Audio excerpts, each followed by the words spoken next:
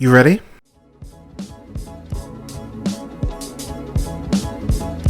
You're listening to the Real Pineapple Podcast Network.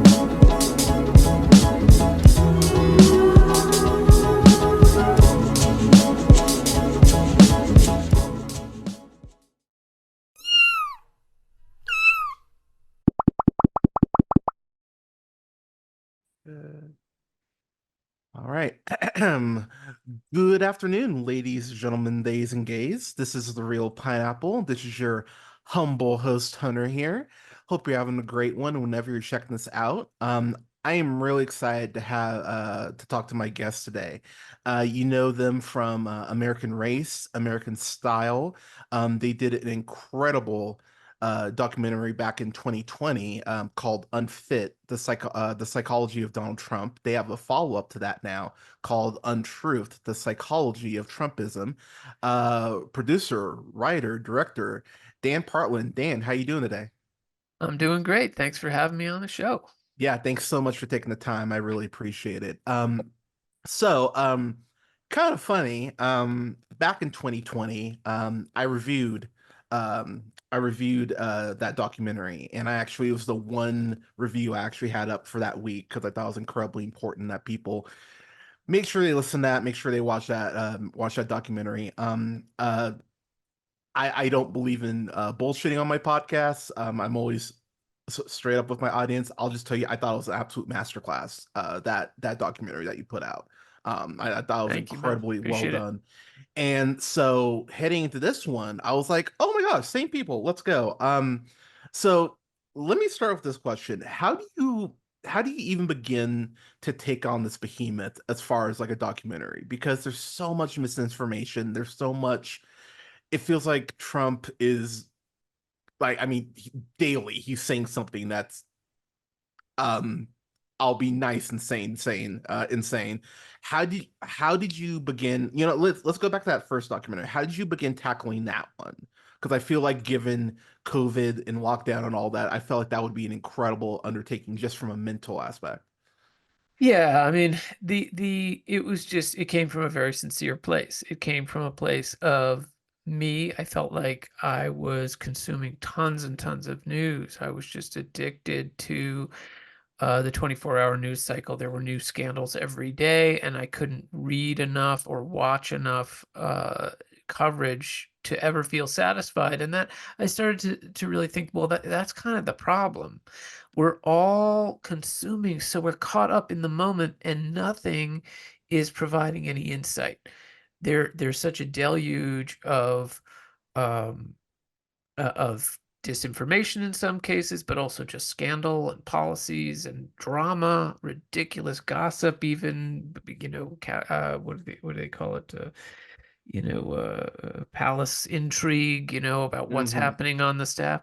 There was so much of that, and you could consume it all day long and feel like you weren't getting any closer to any understanding of what was going on. So the effort with Unfit was really to try to take a step back. How can we provide some insight? People are consuming enough news, but they're not learning anything from it. What are the important things that are actually being obfuscated, being confused by the scandal coverage?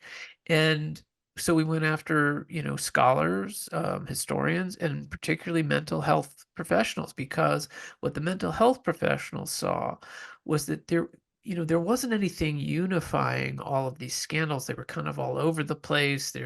Some of them were policies, some of them, like I said, were palace intrigues, some of them were race related. Some of them were about just meanness, like hard to even understand it. But what the mental health professionals saw is if you take a step back, there was a unifying idea behind it. What was unifying these myriad scandals was the psychology of Donald Trump himself. Yeah. What he, and this is, I've come to understand through the study of this, of authoritarianism, really, is that the problem with authoritarianism, one of the problems with authoritarianism, is that the society ends up being kind of subjected to the personality ticks and quirks of the dear leader. And we Yeah. all have them present in our lives every day. And in the case of Trump, there's a malign aspect to it where he's angry, he's aggrieved, he's utterly humorless. I mean, people like to point out that he can make a funny and ironic quip, but there is so much darkness there, Yeah. and so divisive.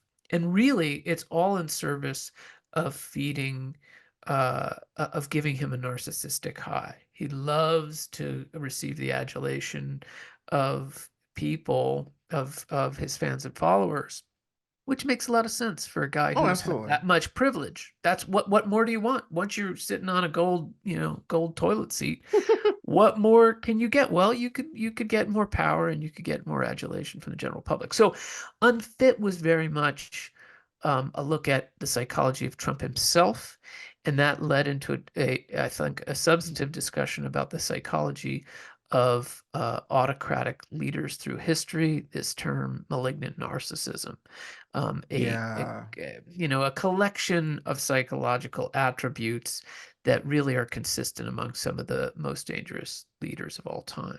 I, Now, sorry, just to interrupt you real quick. Was it always intended to do a second documentary? Because no, really, okay. no, 'Cause- no, no. Of course, that was the thing. I think we were all naive in this way. We all thought that if Trump was defeated in the ballot box of 2020, that would be the end of it. Because usually that's yeah, the case in American politics. When true. people lose, they usually go off into the sunset. But it was clear pretty quickly, even despite the horrors of January 6th, that Trump wasn't going anywhere. And so very quickly, it became clear that the issue, though it started with Trump, it was no longer about Trump. Now the issue was about the psychology of Trumpism. What has happened to the culture? How have these ideas taken root, and what is really driving them? Because if we want to defeat Trump, it isn't enough anymore to vote Trump out of office or to not reelect him, which is, by the way, not assured at all. But Yeah. whether he's reelected or not, we still have Trumpism to deal with. The psychology of this moment is, for whatever reason, tipping very, very heavily towards an angry and aggrieved style of right-wing authoritarianism. So I'm gonna come at it from this perspective, and I'd love to get your thoughts. So, as someone who grew up in church, went to church, was going to be a youth pastor, one of the things that I remember being drilled into my head was there will like people will hate you for being Christian. They'll spit on you, they'll call you names, and da da da. At worst, I've been mildly inconvenienced Yeah. like once or twice in my life. I honestly I get more questions now from people, and I don't go to church anymore. I have my many issues of organized religion, but that could take a whole other podcast. But what I will say is that one of those things that was drilled in my head was that victim mentality. The Yeah. like it's the world against you. And when I think about how many people identify, you know, as Christian or somewhere on the, that spectrum, it's like, well, that's the norm, as it were. I have more people yell at me for being black or supporting LGBTQ uh, policies and my friends that I've ever had talk that come at me for being Christian. And what I found so interesting about the documentary is that connection that you and several of the people you interview make um of the religious aspect being tied to Trump. Why do you think that's been? Oh, I don't want to phrase it like that. Why, fuck it. Why do you feel like that connection has been so strong? Because I've had arguments with people who I used to call friends who went to church right there with me and were like, yep, love your neighbor as yourself, treat others the way you want to be treated. And yet this man represents to many like a direct line to God, which it sounds silly to say out loud, but I've talked to enough people that I know that that's the case. So Sure. can you, and I know I'm putting a lot on you, can you please explain like how there's a Bible in the Bible. It says, "Love your neighbor as yourself." It is literally the number one commandment above all else. Like Jesus himself, if you believe it, said, "Love your neighbor as yourself," above all other commandments. And yet, this is a man who goes out of his way to cause divides, to cheat on his wives, which is a commandment, by the way, boys and girls. Why? Why does he get this pass when so many other people don't? I would love to get your thoughts on that. I have a lot of thoughts about it, and what you don't know, but it is I did a film about exactly this. Untruth touches on this very briefly, but I also did a film this year called God and Country that is specifically Oh, I'll add that to the list. about this moment of Christian nationalism and about the support of particularly the evangelical community, but a broader Christian community in the United States, giving so much support to Donald Trump, who is so manifestly unchristian, capital Yeah. C or lowercase c, whichever you prefer. He's just unchristian. So there are a lot of different ways to answer that question. I think the first one that is most related to untruth is about this psychology of authoritarianism. I think the overlay with people who feel very devoted to a Christian vision of America, and I say that very specifically, Okay. not people who I view as very devoted to their Christian faith. These things are very Mm, different. okay. People who are very devoted to a Christian vision of America, um, I think have become extremely comfortable with Trump's authoritarianism. And the reason for it, I think, is that if you honestly believe that it is God's will that the following political agenda be implemented in the United States, if it really is God's will that I'm not going to go through the list of deliverables, but the list of Yeah. deliverables that are highly aligned with the current GOP, anti-immigration, right? This is an unchristian idea, right? You were Yeah. supposed to welcome immigrants, right? This is, Exactly. guns, the support of guns and the right to do violence, take violence into your own hands, whatever. Um, strangely, taxes are part of this thing. But if you Yeah. really believe that everything on this list, to stop all abortions under any circumstance, you would believe that um, if that's God's will, that be the vision of America, then you're very comfortable with the idea of putting an authoritarian in power in order to achieve those ends. Hmm. So the fact that Trump is, of course, um, undemocratic is not a concern, I think, for any of his. That's why it's a little silly that I think the Democrats and the American left are maybe putting too much emphasis in trying to win people over by saying how undemocratic he is. How undemocratic he is his appeal. That Interesting. that's Okay. what people like about Donald Trump, is that he's Yeah. undemocratic, that he's going to get their vision of America implemented, whether there's popular support of it for it or not. So that's one route through it. I think there's another route through it if you know this whole construction that was created in particularly among evangelical uh, political conservatives, is that have decided to view they have a Bible story. There's always a Bible story to illustrate anything, as Of you course it well is, know. yeah. So the Bible, that the Persian King Cyrus, they liken Trump to to King Cyrus, who was himself not a Christian, but had the authority to govern in chaos. And that in that Bible story, that King Cyrus is the one who is going to get things done for the Christians, even though he himself is not Christian. And they Interesting. very much embraced that vision of Trump. Now, this is more the purview of God and Country. And as far as we cover in Untruth, we do talk about a significant overlap between um, the QAnon followers and Yeah. evangelicalism, because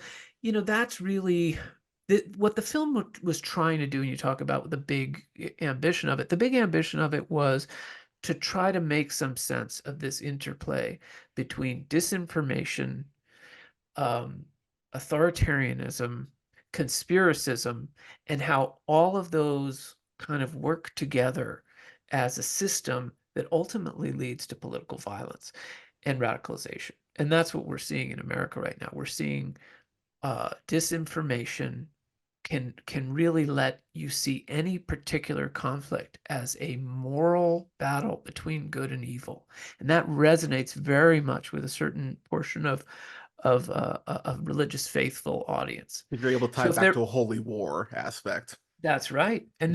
and then you would be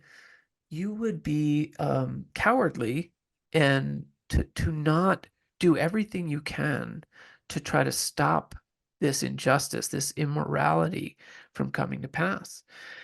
And so if once you ratchet up the rhetoric, then you have created the permission structure to do violence to achieve your political ends. Um, One thing about this documentary that I thought was incredible is the amount of people that you got. Like you got like when I saw Anthony Scaramucci pop up, I was like, real like so how does that conversation start with getting these people? Because I mean, you're not getting like no names, you're getting like very like prominent, people. Like I was actually multiple points going like, oh shit, like I was impressed with how like who you're able to get. Um, how does that conversation begin? Because I mean, obviously, right now there are people who are incredibly, against Trump or incredibly for Trump. Yeah, how does that process kind of begin as far as getting those people? Well, it's very important to me that the film be completely nonpartisan, and people are always surprised to hear that. They feel like, well, but it's taking it's one-sided or something like that. It's it's completely nonpartisan. It Yeah, doesn't take any policy positions on anything. It is decidedly anti-Trump, and I think it's very interesting that at this point people are having a hard time distinguishing what is partisanship and what is Trump, right? yeah, That he has so much become the identity. There's nothing conservative about him. There's nothing, Republican about him no, in my opinion, but he is the new vision of the Republican Party. Um, I think, you know, the film doesn't attempt to wrestle with any of his policy goals and objectives, but merely the psychology. I think we have to understand the psychology that um, that's at work in the culture that yeah, makes his ideas appealing right now. And then we have to really focus less on being angry about Trump and angry at Trumpers and more trying to understand what is so appealing there. There's real grievance at the heart of it. There's also fomented grievance, but there's oh real yeah, grievance at the heart of it. And it becomes incumbent the on us, if we want to defeat Trumpism, is to offer better and more meaningful solutions. The interesting thing about Trump is that I don't think he offers any solutions at all. no, He's not even saying he does. He no. just is very, very good at talking about what he sees the problem. And as long as he's getting the audience nodding, they're with him. He has part of a solution. Yeah, that's what he. He is the opening of the conversation, but he's got no Yeah, follow through. And nope. and this history tells us this is the undoing of most um, autocrats, is Yeah, that they tend to be very good at winning support, but not at all competent in solving problems. And I think we can already see that that's the case with Trump. And the question is, how do we show people that in fact nothing that he's doing about these problems that rightly or wrongly he's identifying, but the problems that people are relating to, um, is going to actually be a meaningful solution to it. I mean, the great evidence of that was the border wall. I personally yeah, think the Democrats should not have made such a big deal. Like, okay, build the wall. The reason that a wall has never been the focus of our efforts to contain immigration on the southern border is that it's been proven again and again that that's not effective. I mean, yeah. plenty of people come in through the checkpoints and all that He and he just said it enter. himself. He was like, "You can just get a big ladder," and Yeah. that's one of the most honest things he's honestly ever said. And he said it in real time. I remember going, "Yeah, Yeah, you're right. Like, You're gonna build a 3,000 mile, maybe it's 2,000 mile the southern border, 2,000 mile wall that is going to be ineffectual at actually stopping, people from entering the country. No, we need more thoughtful solutions, and I don't think Donald Trump has uh he doesn't have a genuine interest in solving the problems or really the rigor to really analyze the problem and offer a meaningful solution. great, great. I think rigor is a perfect term to use there. So myself, to a little peek behind the curtain, lockdown was really hard for myself. Like it was really, really hard. And I think that 4 years of Trump, like I think there is a collective kind of PTSD from that 4 years because um it felt heavy. That's the best way I Yeah. can put it.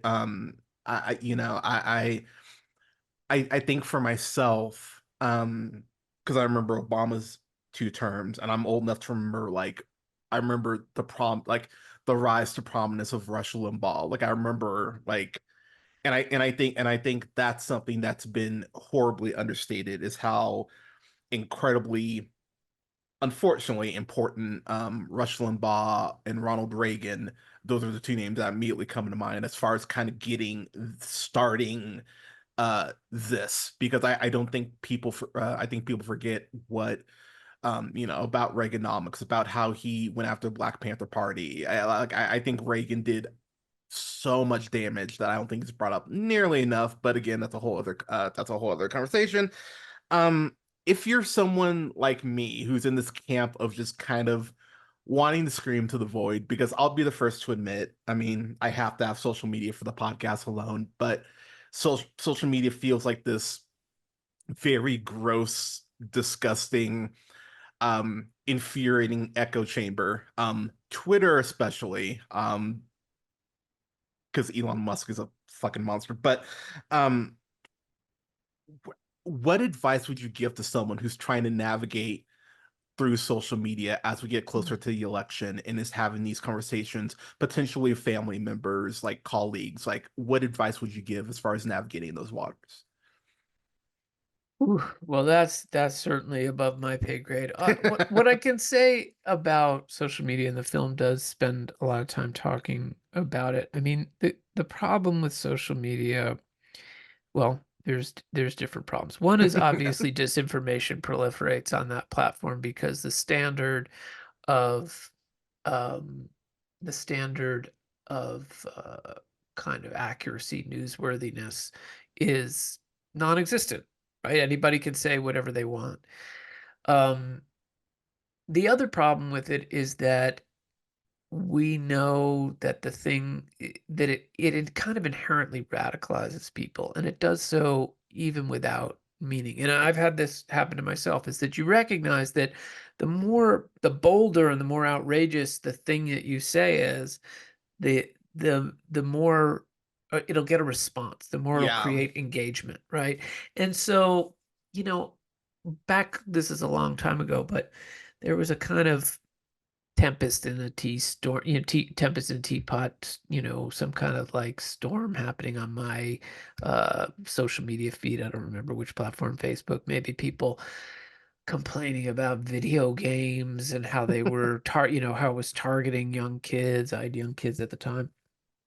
And I wrote something kind of super super outspoken, okay. just like, the gaming companies have no conscience, they're interested in their profits, and that, it was just very very one side, and it said something like none of the gaming companies have any this or that. And a buddy of mine responded, none of them, question mark, and I realized that he was a guy who worked in the gaming industry. Mm, And I was like, oh, this is the way this is even affecting me. This is yeah, affecting me, which is like I was upset about something and I wanted to say something bold and outspoken, and I voiced it in an immoderate way that was not really thoughtful. Of yeah, course it's not true that none of the gaming companies have any conscience or that they're not interested in people's welfare and things like that. And and that I should have done a deeper dive and said something more nuanced. The problem is if you say something more nuanced, it doesn't get boosted Yeah. by the algorithm. It's not going to get any traction. And so in this way, I think it's even in these early days of AI, you could say that these algorithms are a form of AI. What they're doing is they are kind of conditioning us. I would say programming it, but that's too conspiratorial.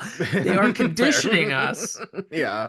They're conditioning us to be more, more strident, bolder, more outspoken, and honestly more kind of belligerent towards each other.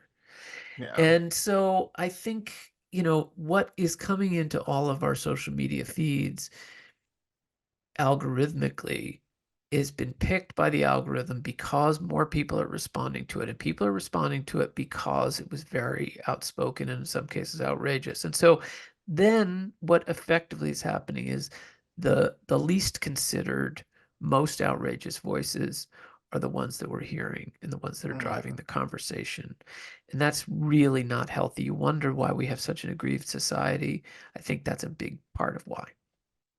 Um, I will ask, so I gotta ask, I think, and I'm gonna sound so old by saying this, but back in my day, I Yeah. remember, I remember when it feels like the lines were a little more clear between like, this is right, this is wrong, like, it's very simple. I look at some of our, like, I look at someone like Marjorie Taylor Greene, and and I think my brain just almost like shuts down because I see like I posted something like a year ago. God, what did I say?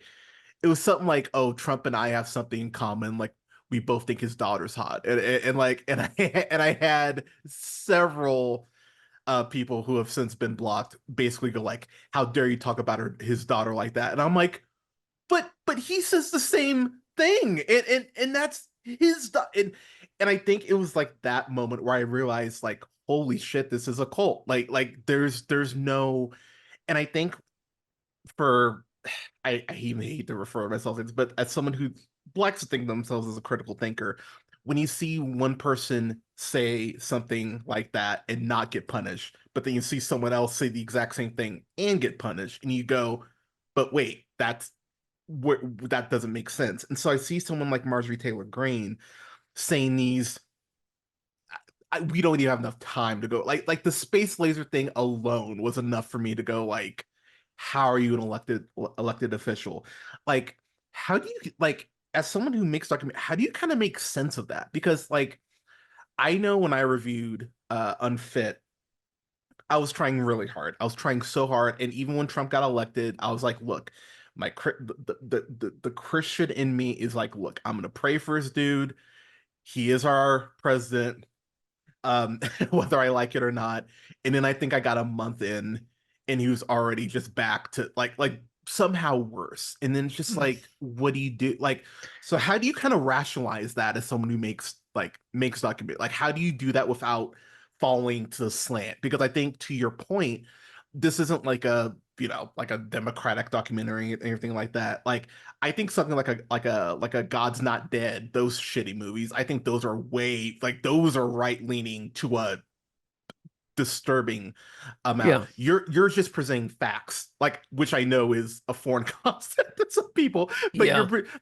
so how do you kind of fall? How do you keep yourself from falling that way? Well, that's a great question. It'll take me back to the question you asked before that I think I didn't really answer, which is about the voices.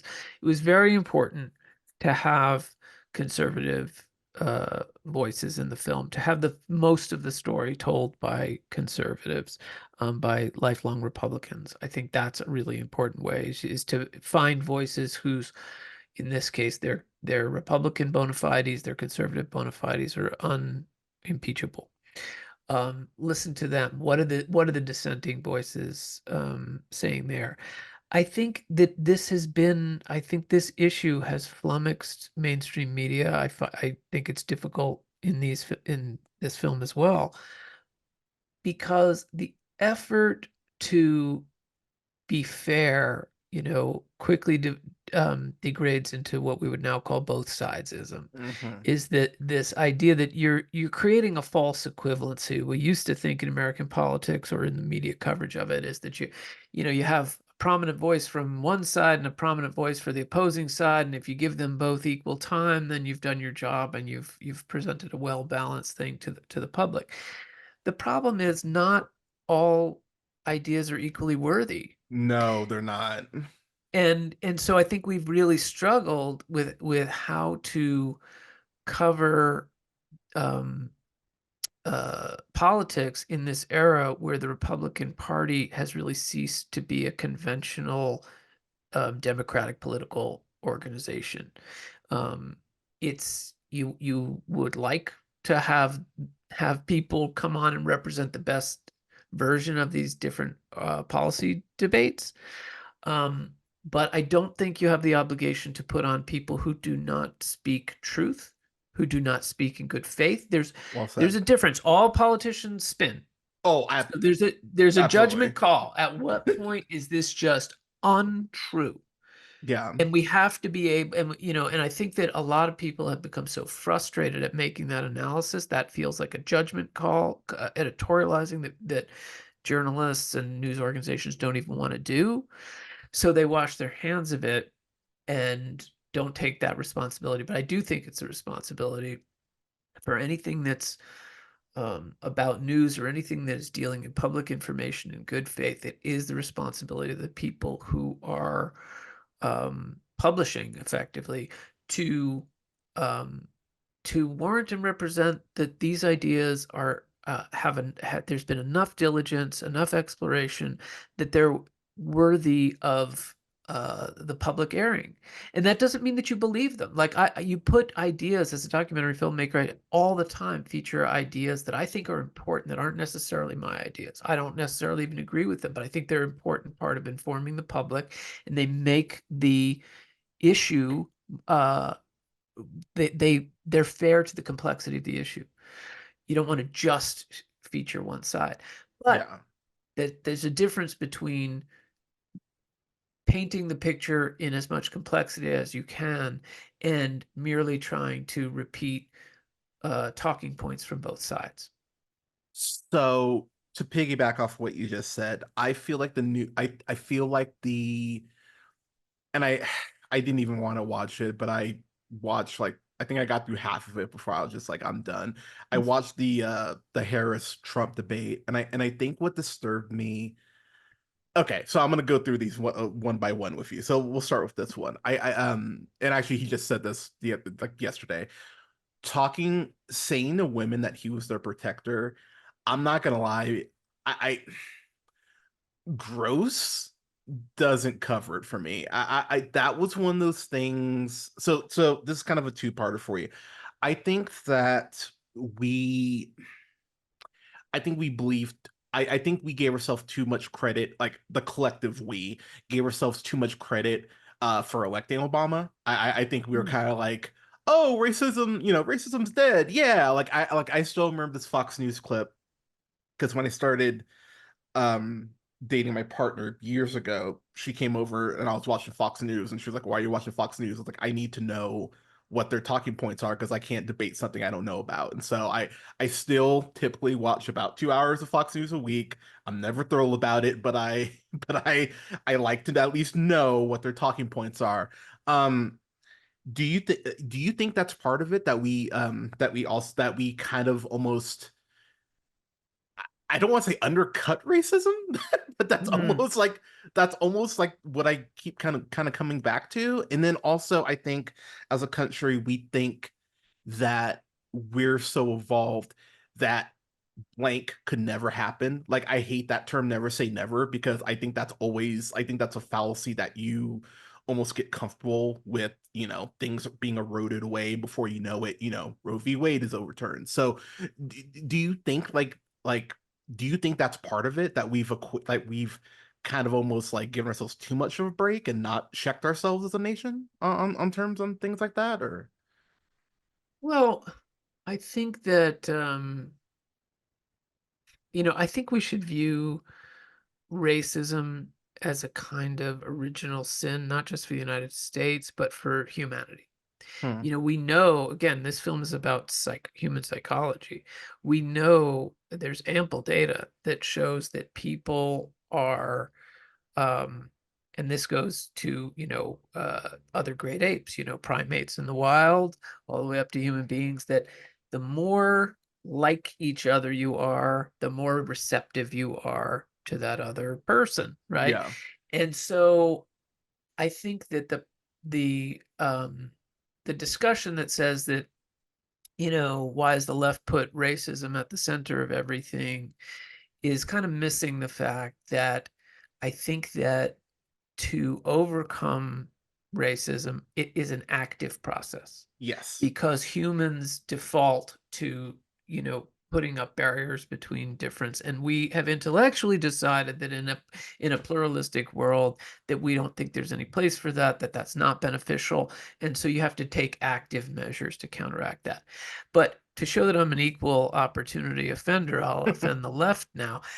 I do think that we have to look at the ways in which the left has put race at the center of the discussion so much. I think there's an argument to be made that it created an inevitable backlash. Excuse me. Oh, that's here. It created an inevitable um, uh, countervailing response. Mm. So, in other words, the more the left tries to put race at the center of the discussion, I think it's inevitable that you're going to keep getting a backlash against that from the right. Right, Okay. that becomes the axis of debate, and so the challenge becomes, I think, how can we hit that sweet spot? Yeah. How can we talk about the role of race, make it the right size, not make it everything, but make sure that people understand the importance and understand the way it works. And I think in our effort to make progress, I think in some cases we've turned it to 11 and Okay. then had a backlash against that. And we're certainly Okay. living in a moment of backlash. There's all kinds of Yeah. commentary on why, and I do think the election of Obama was part of it. Um, and the demographic shifts of the country, right? We know that we're Yeah. on target to become we're roughly, if you're looking at the broad sweep of time generationally, we are kind of in that moment where the United States is moving to a majority minority population, right? A majority of people are going to be non-white people. Do you think that's where a lot of this, like, kind of like that inevitability, do you think that's where a lot of that aforementioned backlash does come from? Definitely. Definitely. And I think that now you're getting into what's the role of leaders in the society. I Yeah. think that Obama was able to capture a lot of positive, he was able to capture a lot of excitement, the part of the American story that people really liked about how diversity was at our core and a thing to be celebrated. Yes. And I think that is infectious, and that brought a lot of people with it. But you have a downturn in the economy. You have it, we had a big financial collapse in 2009. We had the ring out from that. We have the growing income inequality, um, downward pressure on wages in general, lack of upward mobility in the middle class, and very easy to see how a different kind of a leader could exploit a different part of that story Yeah. and put that in the center of our discussion as the reason that you're not getting ahead is because other people are taking your lunch. Look at how the complexion of the country has changed. Other people, well, defined in any way you want, but other people are taking your country, and we have to stop that. And I think that's really central to Trump's message. Agreed. I will say, I did want to ask you about this. I think Project 2025. Um, I've read through about half of it. Me Um, too. because I can. So It's a hard slog. It's a hard slog. yeah, it's like, well, because I'm that person who likes to dig in that stuff because I like to be to kind of go back to the beginning of the interview. I find that moving target to be kind of exhausting of, and I think I noticed it after 9/11. I think that's the first time I was at least cognizant of it. But I remember like that 24-hour news cycle, just seeing the towers fall and them kind of playing that like, and I really think that's a moment in the history of Fox News that is not talked about nearly enough as far as their rise of prominence because Mm. they were very much presenting themselves as the news source for the nation, and Giuliani comes out of that, and who his career was going in a very bad direction, and then 9/11 happens, and he's US, the mayor, and the way at America's Fox News, mayor. Yeah. exactly, and how Fox News spun that, and I think that's a very understated thing that people don't bring up nearly enough. um when it comes to news media and news consumption, that moving target that I mentioned, it's that fine line between being informed versus watching so much of it that I think it's just almost like deteriorates you. How do you personally find that balance as someone yourself when it comes to news stories? Well, I, I don't know. I don't know if I'm getting that balance right. I think I certainly have moved. Oh, I'm moving further and further away. I'm doing less and less cable news, finding that less valuable. Yeah, Um, that's fair. it's readily available. I think, what I think is great about cable news is I mean, it's so abundant Yeah, that they have, and they really do have the right voices. I do think that with a little, if you spent your time surfing different cable news on any weekday night, you could hear from some really significant people with exactly the right experience who you'd want to comment on the news of the day. I think that's a great service. yeah, And I find that valuable, and it is valuable in the same way a documentary is valuable to sort of hear people in the know speak, speak candidly. yeah. It's different than the written word, which has an extra degree of presentation to it. Um, but both are valuable. And I think, print media in the era of access journalism is also a challenge. Like, a lot of news outfits, it's less of an issue for print media, and that's what makes it good is that they can generally say what they want. They don't really care if you're going to lose access to the president. I mean, unless your job is to cover the White House, when um, you might have to be very careful. And it's just more in depth, it's more precise.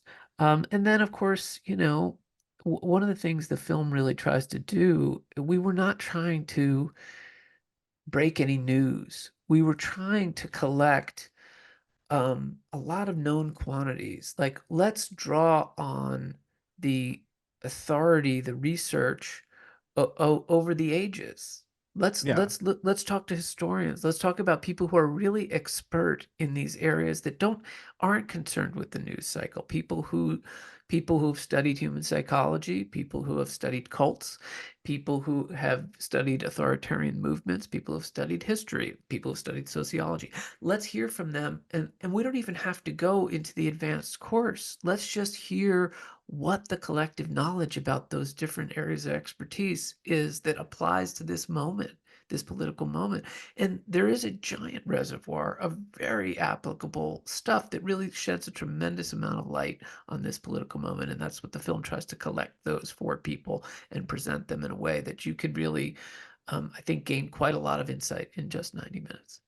I think what's crazy is, I mean, obviously the old quote, those who don't learn from history are doomed to repeat it. I think it's fascinating the way you're able to tie so much of Trump's. So one of my favorite things that I bring up when it comes to Trump is whataboutism. That's one of the old standards that I like, that I know he's gone to on the playbook, and that's something that I bring up to people. Then they get offended and they usually stop talking to me. But I find like that's something that when I talk to people who support him, that's one of the first things they go to is like, well, what about Hillary? It's like, no, no, I'm asking you a straight fucking question. Like, answer my question first.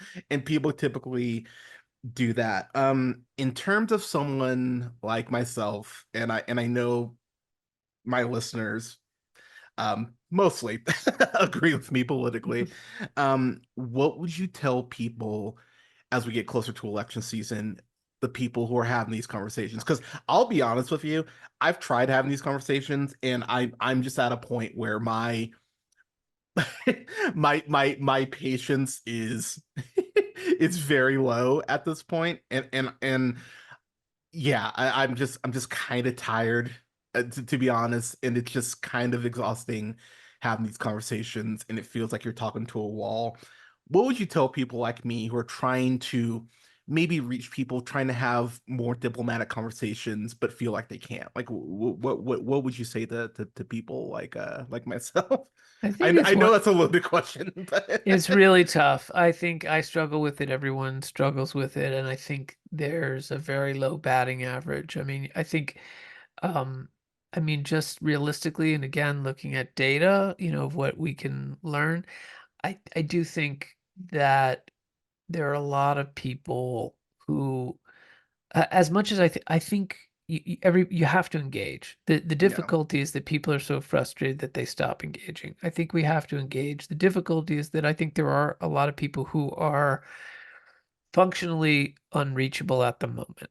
mm, They just are in this very well reinforced information silo of like-minded people who have a perspective on Trump. And the data would suggest that um, there is authoritarianism is a trait that's in all of us and can be activated when the right environment presents itself. And I think that the research that was done on this in the late 40s, in the wake of World War II, showed it's kind of consistent. There are people who are more susceptible to the charms of an authoritarian. It's a personality. It's part of their personality. It's probably, it's a little bit about their upbringing, a little bit biochemical, just like everything in personality. yeah, But that people, though, that population is activated right now, and that can be 30 to 40% of the population that is very attracted to these mm, authoritarian instincts right now. And the reasons for that are many, about frustrations with things not getting done and the reassurance of somebody who's really firm and seems to know what's going on is going to come in and fix it, wanting to believe in that story because it assuages their anxieties about the world. yeah, The idea that we're just going to arm wrestle this, we're going to figure it out. So I think that there are people who are not likely to change their mind between now and election day. fair. I think engaging with other people, and when you're talking about loved ones, I think you have to engage with them. I definitely think we can take a page just um, from psychotherapeutic models, right? Well, let's try to understand the point. Let's be good listeners. Like, let's also ask them to listen, but let's try really hard. This is the one point that I think is so important, and it's hard to do. But I do think it's important to not allow there to be a moral equivalency, right? Mm, This is just two different things people believe. Some people believe this and some people believe this. That's not how I see it. I don't think that's valuable. But okay. when you're trying to engage someone, you have to be very careful to not judge them morally as a person, right? Mm, That's never effective. You want to find a way to judge the behavior, judge an idea, and not a person.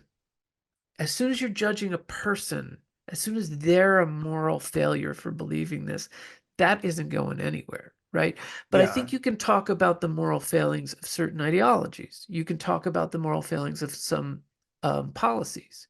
Okay. So I don't know that it's very helpful. It's really, really hard.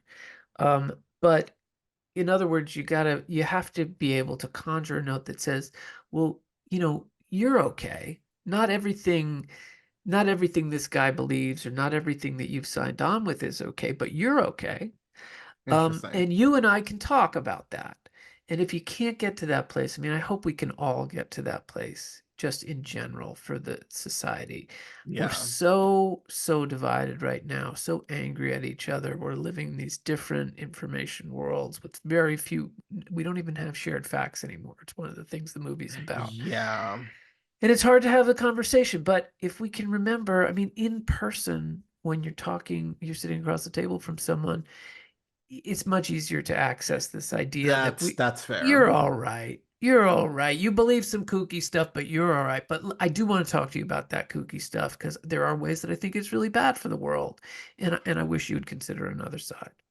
Follow up on that because I think this is a core issue that isn't brought up nearly enough. I think I can say this as someone who grew up in it. I think so much of the right, and I'll fuck it, I'll say the right because I think it's true. But I think so much of the right's morality is tied into Christianity. So the moment someone hears that you're not a Christian or you don't go to church anymore, wall goes up, as you aforementioned. Like, how do you, I guess my question is, how do you kind of debate the morality, take that out of it, as you said, and still have those conversations? Like, if you are, someone who, maybe is a Jehovah's Witness or, or like, how do you kind of, yeah, how do you kind of combat that?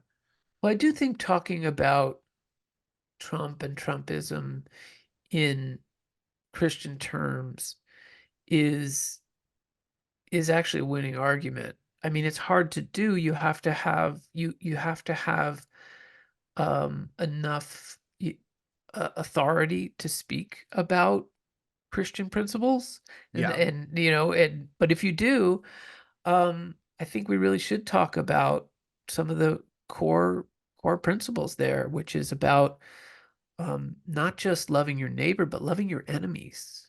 Loving yeah, your enemies. That's what's radical about about Jesus, right? That was yeah, those are radical ideas, and the idea wasn't that this was going to bring you political power. no, It's that it was going to bring you spiritual power. yeah, Christ's kingdom was going to live forever because it was a spiritual kingdom, not a brick and mortar kingdom, which are all going to fall, mm, right? That was the yeah, idea. And I had this very, again, for God and country, I spent a lot of time on this and I interviewed a lot of great theologians and Christian conservatives of all kind. And Russell Moore had a great thing. I like to include it because it didn't make it into the film, but he said he was talking with some pastors and they were talking about Trump and how Trump was going to get them and all get this done and go after this bad guy and that bad guy. And he said, "Well, what about turning the other cheek?" And yeah. the pastor said to him, "Well, unfortunately, we've found that doesn't work anymore."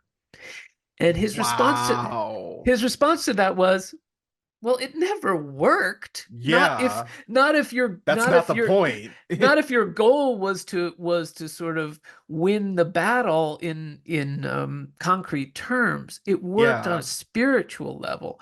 It liberated you and it ended the conflict. It was a peaceful resolution of the conflict that not everything needs to be fought to a definite end.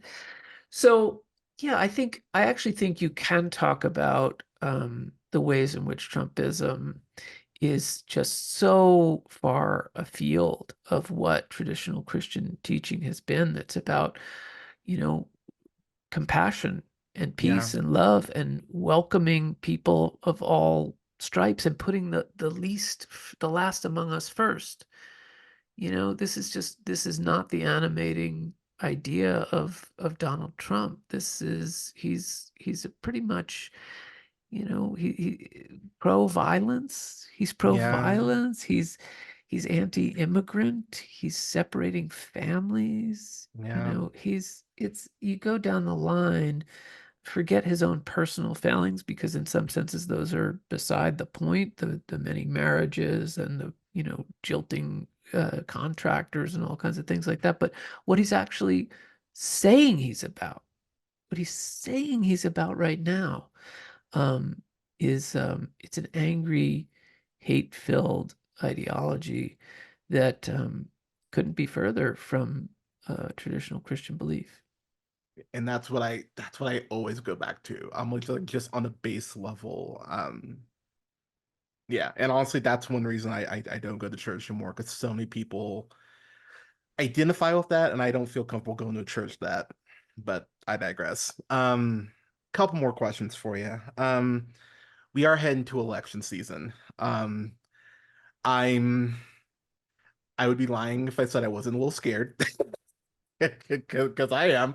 Uh, I, I I am forever an optimist. I always am, good wins and yeah, but I lived through 4 years of it. I don't want to go through that again. Is there any advice? Is there any word that you would share for people like myself who, maybe they're a member of the LGBTQ community, maybe they're a woman, maybe they're a minority, and they're just feeling heavy, and Mm. like what would you tell those people as we kind of go through the end of the year? I mean, we're gonna have another president regardless in a few months, like whether it's Harris or Trump, Harris. But what would you tell people who are just feeling that weight of all this right now? Well, I think um, I do think that we have to stay positive and optimistic.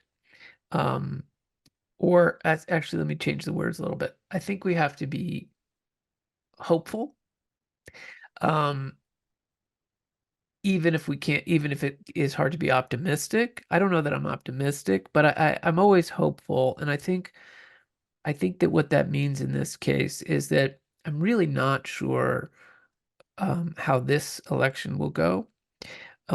It's a coin toss by any measure. Yeah. And that's a shocking and upsetting thing. Yeah. And let's have that be, so the alarm, everything is blinking red. Whether, regardless of who wins, we are going to have to deal with that. We're Yeah. going to have to deal with the fact that a huge part of the country is so severely upset, disaffected, and aggrieved that they would be willing to go along with, uh, a positively anti-democratic, angry, mean, divisive figure like Trump. So we have to deal with that either way. I Yeah. think regardless of what happens in this election, I believe in the Americans. The American people are good people, and they ultimately have shown through a lot of different eras um, their ability to right the ship and come back to core values. And I think that we will. I think Americans will. And I think in the long run, I think those great, timeless American values that are about equity and inclusion. I don't know, I know DEI has become a bad word, but definitely about ever expanding idea of who can be included in the American story and who can um, rise to greater heights, right? People from all walks of life, from all over the world, from any race or class or whatever, are welcome here and can make a great life for themselves here. That is the core of the American story, and that part will endure. That will come back, even if it's taken some hits. Yeah. So in the long run, I'm positive that the good guys win out. The question is, how much struggle is there going to be between now and then? If we get a good result, if Trump is defeated in November, we'll have an easier time, but it would be a big mistake to think that we're turning the page right then. We've got That's a a lot very of good way work to to put do. it. Yeah. Either way, we got a lot of work to do. Agreed. Um, I will ask you this in closing. After I watched this documentary, I was sitting in bed with my cats and I was just like, damn. But I think the note you end on is hopeful. I I actually love one of the things I just want to point this out real quick. The fact that there were I believe the documentary said 1,000 counties that didn't have a local paper anymore. And Mm. which is insane. Like when I heard that number, I was like holy shit. Like I couldn't believe it was that high. Um, I remember reading a newspaper every day as a kid, and that number just shocked me. Um, Once the credits roll on this, and your audience has watched this and has digested it and let it ruminate and had the conversations, is there a certain message? Is there a certain moral? Is there anything? Is there something specific you'd like your audience to take away once the credits roll? Well, I certainly want them to feel more informed, right? To put a little meat on the bone, have a little additional insight into why we are where we are. The movie definitely tries to end on a hopeful and optimistic note, but it also is intended to be a call to action. The very last idea of the movie is to stand up and be counted. So all of this, what is the point of all of this exploration of our problems if it doesn't spur us to act? And I Mm, think one of the problems in this complex mass media environment is that we all feel individually disempowered. We feel like we can't make a difference. But it really just is on a man-to-man level, person-to-person level, we have to make an effort. And I know that for me, I made the films because I was frustrated myself that I was spending so much time kind of um, believing the right things, but not doing anything.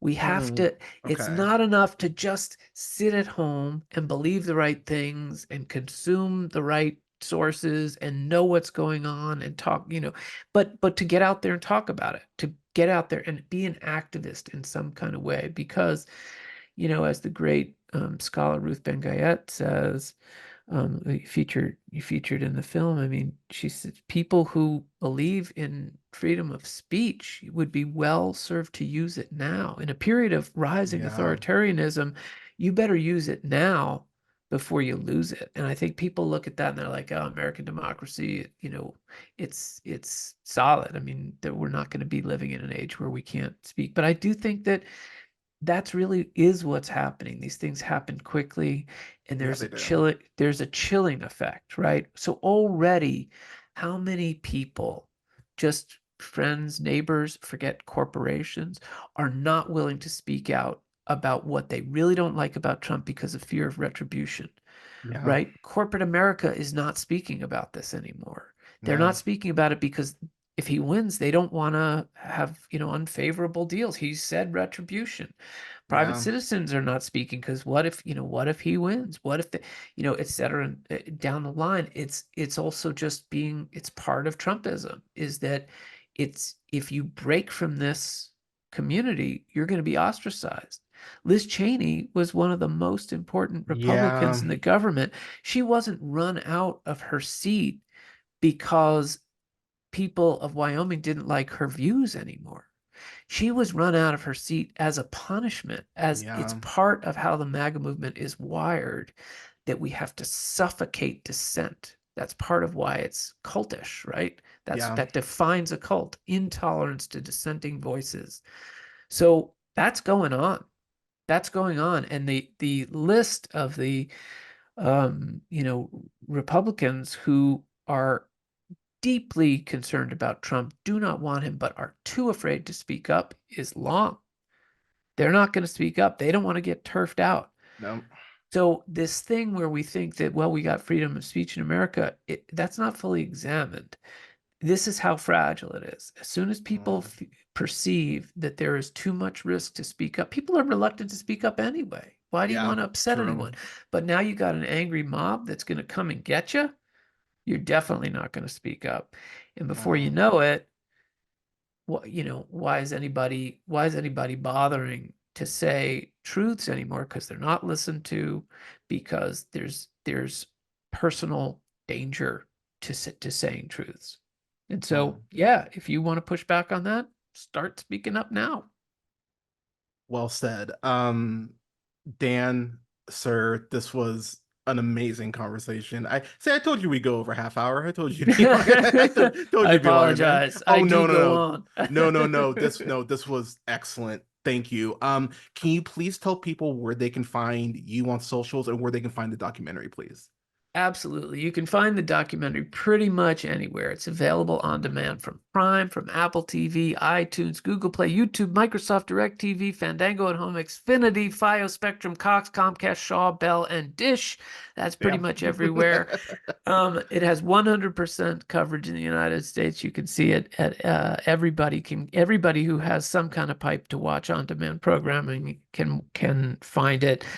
You can find us. We're at unfitfilm.com. Also, well, I don't know if the Untruth site is live yet, but untruth.com, untruthmovie.com. Find us at those places, but you can find us also on Twitter at Our Shallow State is the name of the feed. Always new Perfect. information about the movie there.